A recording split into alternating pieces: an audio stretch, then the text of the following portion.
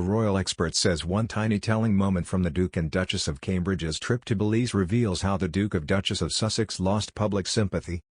Prince William and Kate Middleton had a rare moment of genuine fun on their tour of the Caribbean in what one royal expert called an off-the-cuff moment that illustrates why the Duke and Duchess of Cambridge have flourished in their roles.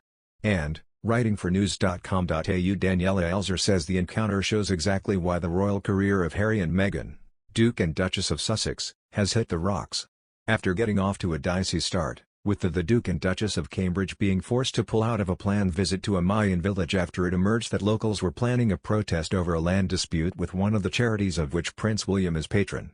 But on the first full day of their visit to Belize, the couple visited ancient Mayan ruins at an archaeological site deep in the Chiquibel forest. As they posed for photos outside the breathtaking Kana, or Sky Palace, Wills and Kate joked with the press pack that have been following them around the world.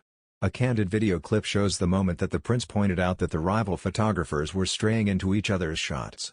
It was a totally off-the-cuff moment, says royal expert Elser, but a highly illuminating one that gets to the heart of why the Cambridges have flourished in their roles and why Harry and Meghan, Duke and Duchess of Sussex's royal careers hit the rocks. Both William and Harry have grown up in the public eye, but while William has learned to live with the constant attention, his younger brother has often struck a sour note with the press, says Ms. Elser.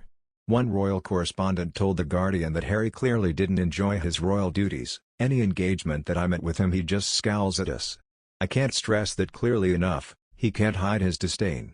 It's just so uncomfortable, he has fury and venom in his eyes. He's very tortured.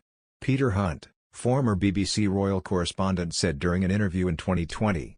Harry has grown increasingly into adulthood irritated with media coverage and had an almost unhealthy obsession with it.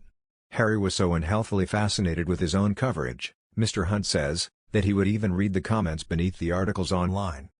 The Sussexes' U.S. charity Archie told the IRS in December that it raised less than $50,000 in 2020, only opening a bank account last January.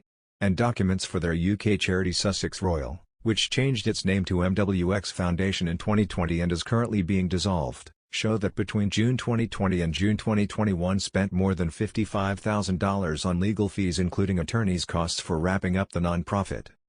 Meghan and Harry's charities have been mired in controversy since their launch, revealing family divisions, and were hit with a UK watchdog investigation and criticism over their use of opaque and secretive Delaware corporations.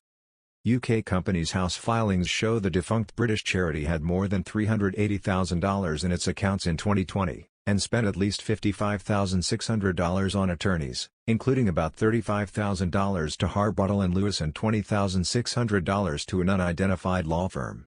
The Sussexes' American charity Archie was set up in April 2020, but did not open its bank account until January 2021, their lawyers say.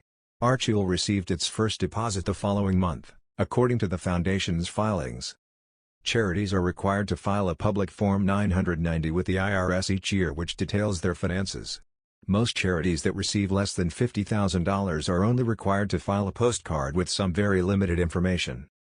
This month, Harry and Meghan's charity told the IRS its gross receipts for 2020 were less than $50,000. The lack of donations to the former royals' charity in 2020 could come as a surprise after news of its launch made headlines around the world in April 2020. But sources close to Harry and Meghan told The Telegraph last year they were delaying any official Archie projects to focus on the coronavirus pandemic and the Black Lives Matter movement, and would begin in earnest when the time is right.